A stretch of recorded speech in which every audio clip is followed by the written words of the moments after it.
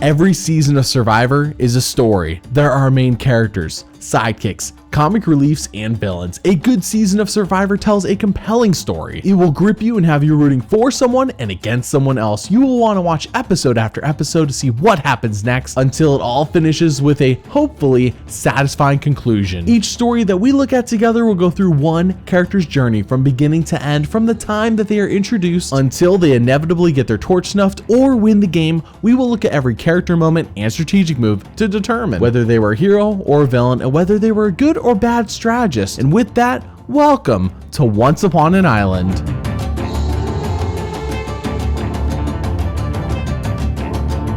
For reference, we are only going to be observing what the TV show is showing us and what story is being told through the show. No future seasons will be mentioned, as the story and characters here have no idea about what happens in those future seasons. All character moments and strategic moves are interpreted with the mindset of what the story is trying to tell us. And before we start, I want to thank you for watching what I make and ultimately supporting what I do here with liking, commenting, and sharing. For only a few bucks a month on Patreon, you can pick what videos I make, watch all this channel's content early, chat with other fans of the show, and even get exclusive videos every month. With that, let's jump into another epic story. 39 days, 18 people, 1 survivor.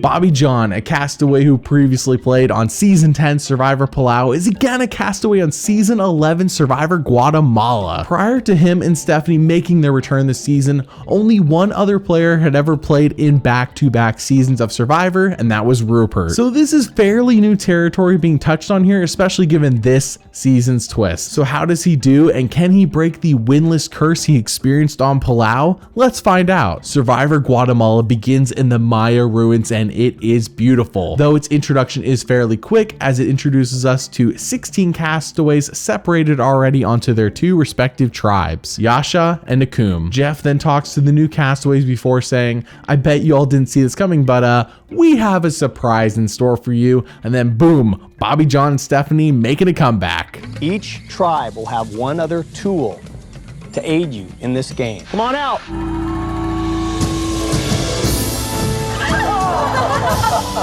With Bobby John, a strong competitor at challenges, and in day-to-day camp living, arguably the hardest working survivor ever.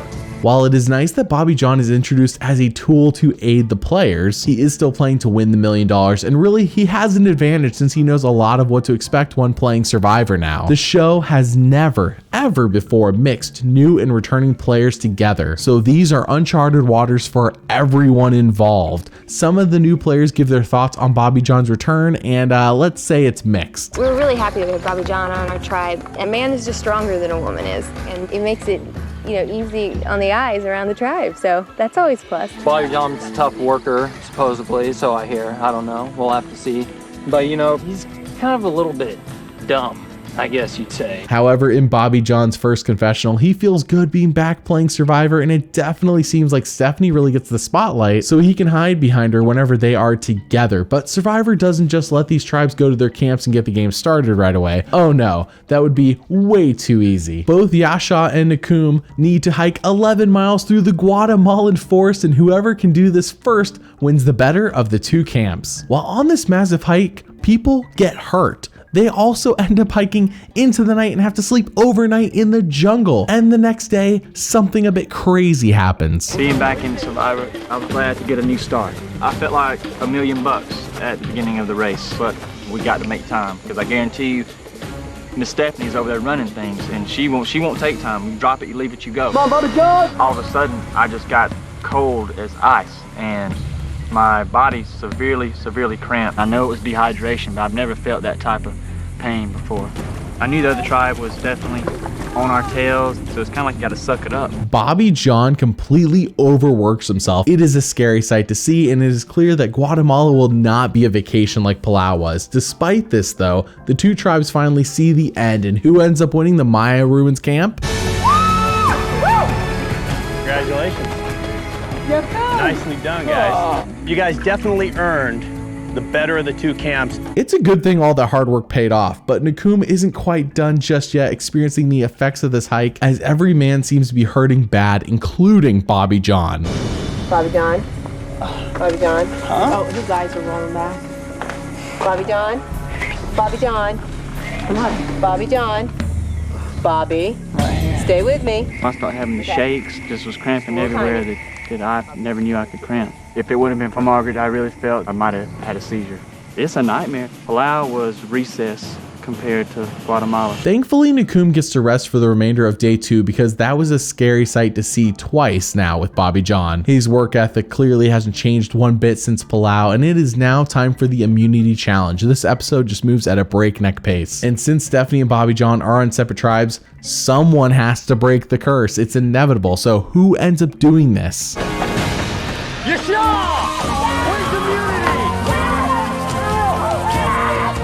Not Bobby John, and once again he has to go back to tribal council. He really cannot catch a break, but thankfully for his game, Jim, the older guy of their tribe, gets hurt during the challenge, which takes the target off of Bobby John's back, and when the votes are revealed, Jim is voted out in an 8-1 vote.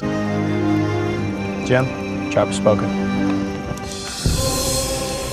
And that is it for the premiere of Survivor Guatemala. Not much is revealed about Bobby John and where he stands strategically in the game besides that Danny thinks he's hot, Cindy says he is not a quitter, and Brandon thinks he's dumb. But to be fair, this happens to almost everyone since the episode is a normal 42 minutes and most of it is dominated by that 11-mile hike and the immunity challenge. As of now, it is a bit hard to tell where Bobby John's story is headed, but it will be interesting to see when or even if his immunity challenge losing streak ends.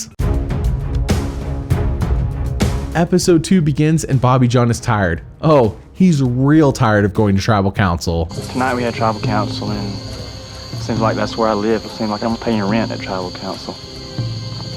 I'm ready for it to change. Meanwhile, over at the other camp, they're all joking, laughing, and making fun of Bobby John's tribe. They say it seems like Nakum can't have any fun and are way too serious. Stephanie then takes this prime opportunity to pin this all on Bobby John, painting him in a bad light and letting us know that, hey, maybe these two aren't friends. They just don't look like they're having fun. Like, I feel like when we go, we're like, they're so serious and they're not like buddy-buddy, you know? I'm telling you, it's Bobby John. He's so damn serious.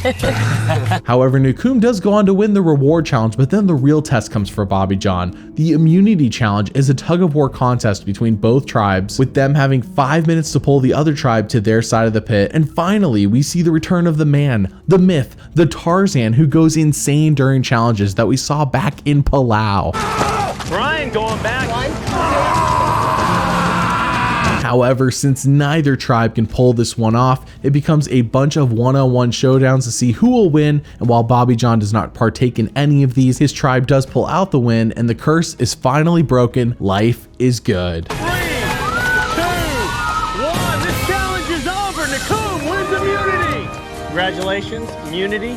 Safe out here at least one more day. Episode 3 sees us starting an episode for Bobby John and doing something a bit different. We don't have to think too hard about whether he voted out the right person or not at the last tribal because there was no last tribal. This is the first time 2 seasons he hasn't had to go to tribal, and it is good for him. Life continues to go well for Nakum as they win reward, and here we see not only Bobby John going wild, but Stephanie is now getting angry. Nakum wins reward.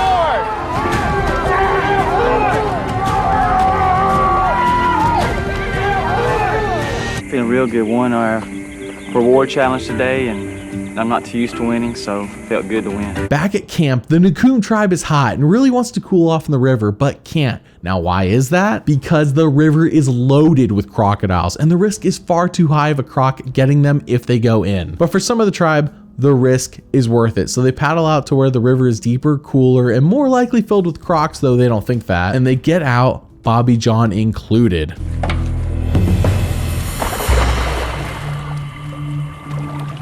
Touching or not? Yeah, we're touching a little bit. They think they're safe because they're in the deep part. When alligators go deeper, when it gets hot, they have to regulate their own body temperature, so they're deeper right now. Thankfully, no one gets hurt, but no one stays in the river too long either. Now, despite all the help Margaret was for their tribe at the beginning of the game as she nursed the men back to health, including Bobby John, her momming ways are really starting to grate on some of the other players' nerves, and this general dislike for her actually helps Bobby John make a connection with Judd. Knot it so it doesn't slide, and then do your others. You know, you don't need a supervisor. This thing's supposed to be fun, you know. He's playing that mother hen role. Yeah. I ain't here to take any orders, man. I'm like you, man. I'm basically just here to have fun, man, and experience it all. As soon as somebody comes in and tries to enforce all these rules, that ain't fun, man. Now that the immunity curse is broken, this next immunity challenge has a lot less weight to it, but nonetheless, Nakum wins and Bobby John is safe once again. She's got a height advantage. Danny scores for the win. Nakum wins immunity. You have immunity, no tribal council tonight. Episode 4 sees an interesting reward challenge pop up where the tribes get to vote on certain things like who needs food the most, who's the smelliest, and Bobby John is the answer for the last one. Which tribe member is the smelliest? 4 Bobby Johns, that's enough.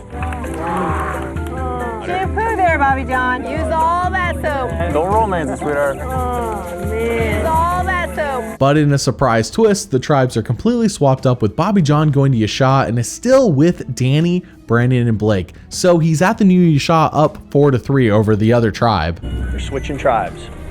Bobby John, Blake, Brandon, you are all now members of Yasha. Now we finally see some actual alliances starting to be formed in this game, and this tells us from a storytelling perspective that anything that happened in the first 3 episodes must not have been that important, because here we're finally seeing it taking place, and I'm sure it was taking place already before. Heck, the first 3 episodes seem so focused on challenges and how hard it was to live in Guatemala that alliances and whatnot have barely been shown at all. For Bobby John, we see him make a deal with Blake while they are, how do I say this? Well, I'm just going to show you and then you'll figure it out. My loyalty is to you, Brandon, and Danny. You, Brandon. Let's make sure we tell Danny. Same page. Make sure we tell Danny.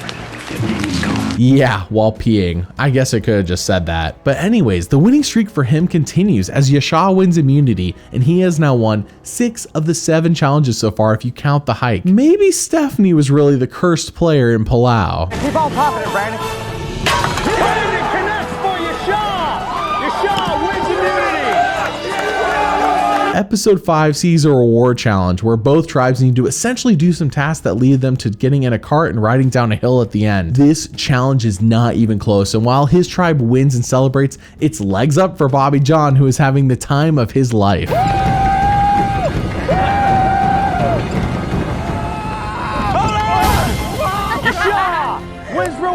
Back at camp, Blake loves talking about himself a lot. At least this is the perception around camp, as he tells story after story, and trust me, Blake is that kind of guy who has a story for everything, and it's always crazier than any story that you can tell. He really digs himself a hole with this, and it doesn't bode well for the alliance him and Bobby John built together. My girlfriend, she's got double D.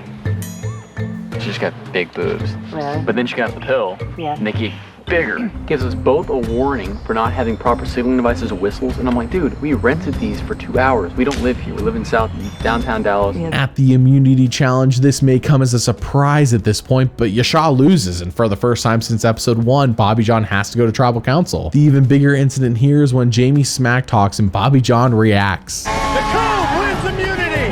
Who's smiling now? Who's smiling now?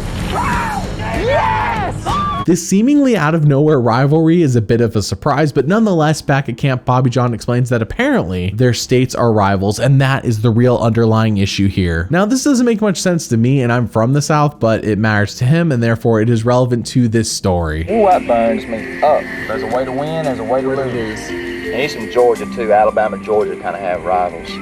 Like, really? Yeah. Now it is crunch time, and since the old Nakum holds a 4-3 lead, it would seem that any strategic move would be an easy one. Not so fast. The tone around camp is that Blake needs to go next, and Gary approaches Bobby John about it too. It looks like his alliance is on board, and this is good that Bobby John's not being targeted, but it's not great for, of course, the alliance that him and Blake have together. I've given Blake my word that, that I wouldn't vote for him. I do know there's going to be some times where I am going to have to switch my vote. Voting out Blake is not the best long-term decision since he would be a number come the merge, but the numbers do not work in Bobby John's favor to fight this decision, so Blake is voted out in a 5-2 vote.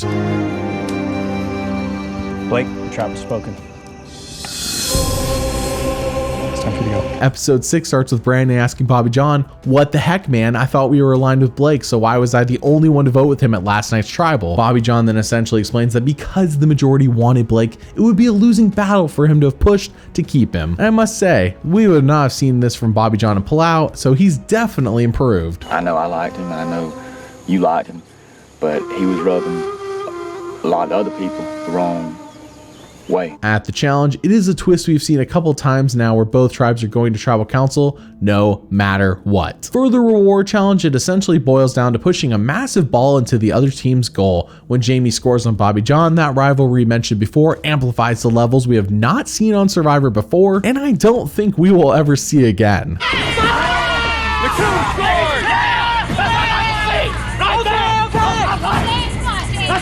Wow, if one of them threw a punch at the other one, I would not have been surprised. If they both make the merge, then who knows what will happen. Anyways, Bobby John's tribe loses reward pretty much due to him. Judd and Jamie getting closer for Nakoom! And they have it! Nakoom wins barbecue feast! Back at the other tribe's camp, Jamie is confused as to why Bobby John got in his face and thinks he is in the wrong. And once again, we see Stephanie say that Bobby John always does this, and now even Rafe thinks that Bobby John is crazy and he's never even met him. This is not a good thing for people who have never met you to hear about you. Bobby John hit a new nut level. What happened to Bobby John, man? Today in that reward challenge, man, Bobby John hit a flip switch, man. I was just waiting for him to swing because I was going to block that and knock him right there. He always does that. I'm like, why? Is he crazy? Yeah. Meanwhile, back at Yasha, Bobby John is riled up and thinks that Jamie is in the wrong and needs to be put in his place, and I'm now noticing that neither party thinks that they are in the wrong, so someone has to be wrong here. Jamie's kind of cocky and arrogant, and there's a line you cross with me, and he crossed it today, and I just went over there and I put him in his place. With tribal council looming, it finally happens. Talks of eliminating Bobby John start being floated around. I imagine that returning players playing with new players would have been seen as already have had their shot, would have been eliminated first, so just now hearing somebody want Bobby John out is a bit surprising. Thankfully for Bobby John, not everyone wants him out of the game. Brian wants the original Yasha to stay strong. But the weak part of his plan is, why would I get rid of Bobby John, one of the strongest players in this team? At Tribal Council, it's not super clear who's going to be voted out yet. The smart move would be to vote Brian or Amy, as Gary is the only one of the original Yasha that has tried to keep Bobby John around. So anyways, Jeff asked Bobby John what he thinks of Brian, and this is a golden chance to label Brian as the threat to take the target off of Bobby John's back. So what does he do? If you want to find a kamikaze that's going to bust a wedge, this is the man that's going to do it right here. A kamikaze that's going to bust a wedge. This boy right here, he's constantly thinking Survivor. It is now time to vote, and we only see two people do so. The first is Brian, who is mean to Bobby John when he votes for him. This would be the outwit part of outwit, outplay, outlast. Whereas when Bobby John votes for Brian, he's kind, and this really shows the difference in their personalities. Brian, you're a great kid with a ton of heart. You've done a remarkable job. You should be proud of yourself. So much for Brian pulling a fast one as he gets blindsided in a 5-1 vote. Brian, the tribe has spoken. Episode 7 has a gross beginning as we see Bobby John literally peeling the shirt off of his bloody skin that apparently happened from that previous massive ball reward challenge. This has to hurt. I hurt my shoulders pushing the big ball and during the challenge, but that's just a part of the game. Everybody over here at Yasha has these things all over them, and I got one on my right shoulder right now. It is pretty bad. Yasha wins reward, and with that, they get to go on a zip line through the beautiful Guatemalan jungle, and for Bobby John, this is something special, sort of like when he got to swim with the jellyfish in Palau.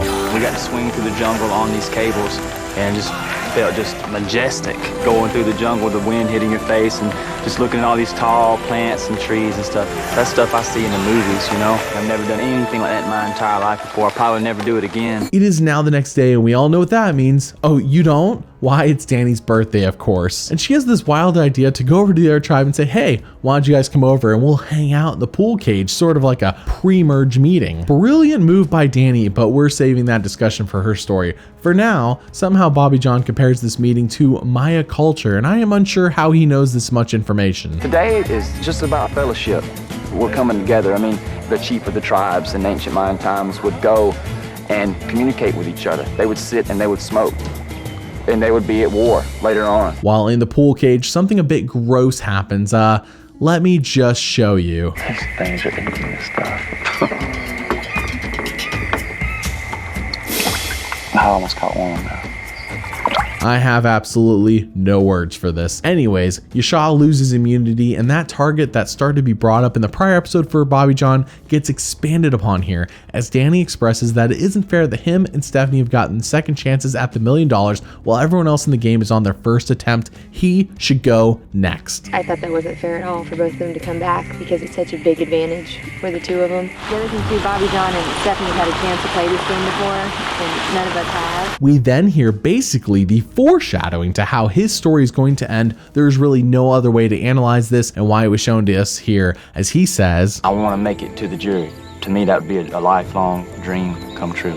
Nobody gets second chances, and I've been given one, and I just don't want to blow it. At Tribal Council, Amy has been injured for a few episodes now, and since the tribes don't know when or if they will merge soon, they mercifully vote her out 4-1.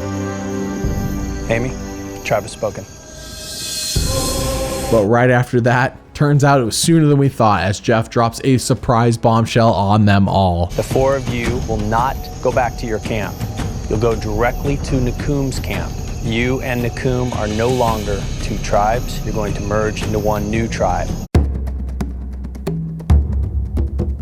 Episode 8 begins with Yasha arriving at Nakum's Maya Temple camp, and they get together and say, hey, before we officially show up and tell them that we're merging, let's agree to play stupid and act like we're just here to serve them since they hold a 6-4 advantage over us. This is a good idea to take the humble route, but then finally we hear from Bobby John what he really thinks about Stephanie, and let me tell you, it's not great. It was real tough for me to walk in here tonight because I can't be around Stephanie for more than 5 minutes. I want to vomit, and I can't be around Jamie for more than 5 minutes. I want to knock him out. Remember when earlier I said hopefully Bobby John and Jamie don't make the merge or trouble will be coming? Well, they've both made the merge, and trouble is a brewing, as Jamie tells the Yasha tribe to shove off since there isn't enough room in the shelter to share with them, and Bobby John just straight up wants to fight Jamie right now. And there's not room in the shelter. I hope they don't mind sleeping outside. He said something smart. I'm just like, dude, you gonna say one more thing to me, I'm gonna knock every one of your teeth slam out of your head. The next day then sees a massive twist introduced unexpectedly into the game. Somewhere in their camp area is a hidden immunity idol, and in this season it basically serves as an immunity necklace that you have to play before the votes are cast at Tribal Council all the way up until the final 4. This could be a saving grace for many players. If you're feeling bored around camp or could use some peace of mind in this game, there's a small individual immunity idol hidden in the wood. This is in addition to any individual immunity you win at challenges. It is about 6 inches tall and is made of stone. What? We then see a discussion between Bobby John and Stephanie that not only reaffirms what that foreshadowing in episode 7 tells us, but also reveals how much power Bobby John perceives Stephanie to possess in this game, having only just arrived at the merge camp and doing a quick analysis of what's going on around here. I feel like it. We've all worked hard. I don't deserve it no more than nobody else, but I just want that jury so bad. So I will do everything in my power as long as Brandon doesn't get immunity for him to go first. He really should have pitched for an alliance instead, in my opinion. The humility he constantly displays, though, is very refreshing. Now, normally with a merge comes a feast, and yet this hasn't happened at all. In fact, pretty much nothing has hinted that it's even going to happen, and Stephanie cannot stop complaining about it. Bobby John is already so overhearing it, and hearing her, maybe an alliance wouldn't have worked out after all. Stephanie bitches a lot, man. All she does is complain so much. All they do is complain. It's like you ain't gonna eat on Survivor. They ain't never ate on Survivor. You ain't gonna eat on this Survivor. You ain't gonna eat on the next Survivor. So why are you gonna talk about it? At this point, the social dynamics of this merged tribe is clear. The people that everyone was just on a tribe with is their alliance, and no one from the new Nakum seems at all tempted to flip to the Yasha members. Basically, if there is any alliances made in the first 3 episodes, they're not very important here. So Bobby John has to fight an uphill battle to survive, and once again, we get Nostradamus Bobby John foreshadowing a Nakum collapse. I just don't think that the Nakum's fairy tale right now is going to quite come true.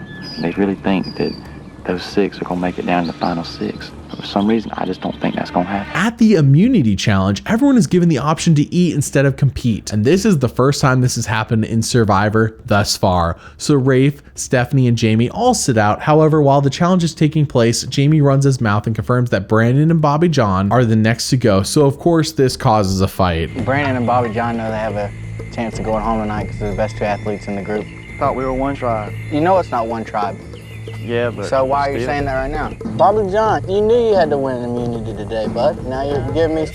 I'm not trying to. It's just when you start going off at the mouth, I ain't gonna let you big boy me though. It's a bit funny that in 2 seasons of the show, we see Bobby John get along with pretty much everyone just fine, even Stephanie, who he doesn't care for at all, and yet it's Jamie that gets under his skin, so much so that he wants to physically harm the guy anytime he talks trash. When I think today the challenge, I was thinking, what if I stepped off this platform with this bucket on my head and smashed it over his head? Back at camp, Bobby John pokes and prods Jamie to reveal the exact pecking order, and it turns out that Brandon is going before Bobby John, so he should be good for this next tribal council. If I do go home tonight, then I go home. But you know Brandon's head's a machama block. Well, I know mine is too. But I mean, You can say that, but you know Brandon's head's a machama block. So Bobby John does his best to try and wheel and deal to keep Brandon safe and vote out Jamie instead. People do tell him what he wants to hear, so he assumes that going into tribal council, that's what's happening. Jamie is supposed to go home. However, at that tribal council, the Jamie and Bobby John feud continues, and he says something that really gets under Jamie's skin and eats him up. He says Jamie had no class at the challenge today, and it causes yet another fight. And honestly, these two might be more similar than they care to admit. I just thought that was just no class. I mean, for somebody to sit there and say, you know, go jug, woo, woo, woo. You know, I'm just like, that's just no class. I have class, so he can think what he wants to think. I'm gonna be a bigger man. Man, just shut up, dude. I mean, God, I don't even know what you're even saying, man. I don't even know what you're saying, but Stop. I'll let you have what you want to have. Okay. It is then time to vote, and when Bobby John puts a name on the parchment, he states, You talk about having Southern pride. Well, part of having Southern pride is being a Southern gentleman. And no, you don't have any class. Despite that plan to try and save Brandon, it falls through, and Brandon is voted out in a 6-4 vote. Brandon, tribe has spoken. At this point, Bobby John needs to do something drastic to save himself, otherwise he is going next. He needs someone to slip up so he can pounce on that and make them the bigger target instead of himself, or possibly find the hidden immunity idol. We shall see.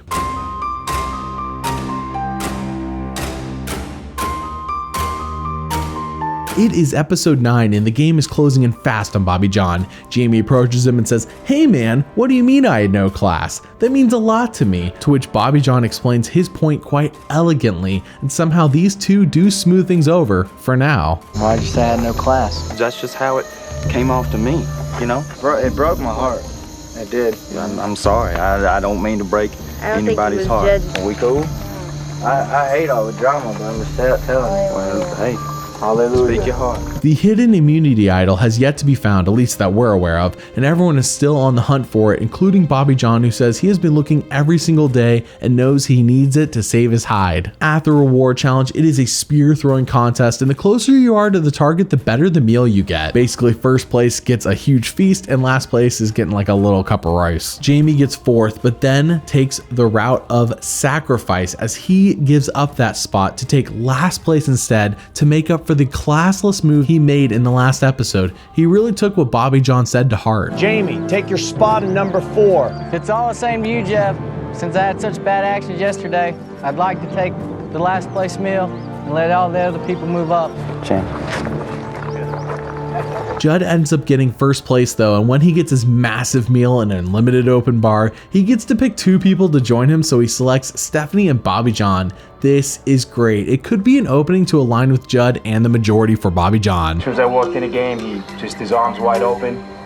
Definitely Bobby John. Bobby John, come up, have a seat. Back at camp, Gary tries flipping the majority as well, but somehow through crazy miscommunication, and this is very important, Jamie hears what Gary is saying to him as Gary is targeting Jamie, and that's the opposite of what Gary is saying. Gary is saying, "I want to align with you, Jamie." I will work with you today. Okay. I mean, I have to. Yeah. You know, and you know, I mean, if I don't, I'm dead. You told me something against me. You know, he just won't move and he's voting against me.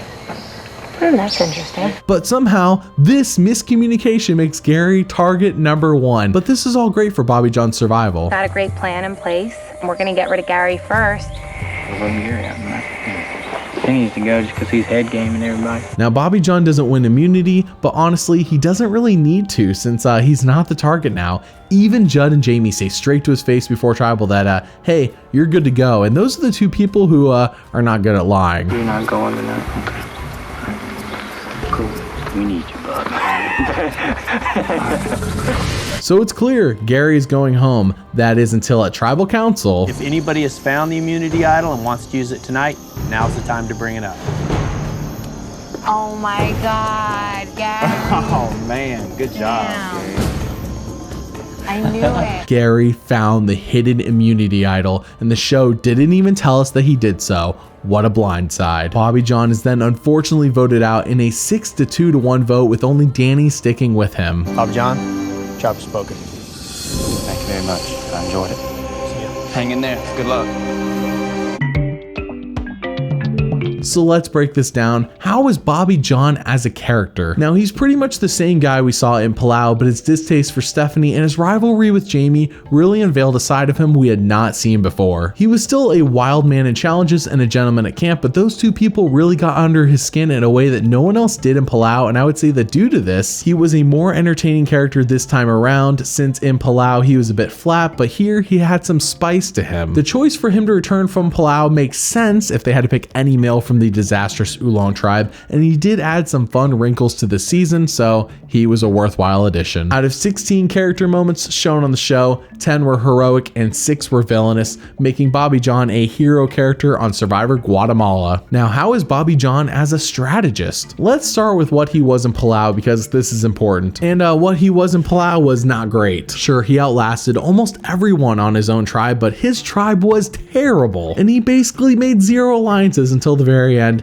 and seemed to get by on being a hard worker and generally being pleasing. Here, he actually made good with Brian, Brandon, Gary, Judd, and given another episode, could have been good with Jamie too. Clearly, he had some big holes in his game still, but we actually saw him make moves much earlier and more evenly spread out throughout his time on Guatemala that we never saw anything like in Palau. If Gary had not blindsided everyone with his idol play, who knows how much further Bobby John makes it, since as he predicted, Nakum does exactly what he said and begins collapsing in the very next episode. Out of 24 strategic moments shown on the show, 15 were smart and 9 were dumb, making Bobby John a smart strategist on Survivor Guatemala. Thank you for watching, and if you like the content you see here, then please consider supporting me and this channel on Patreon. Your financial support makes this channel possible, so thank you, and thank you for watching.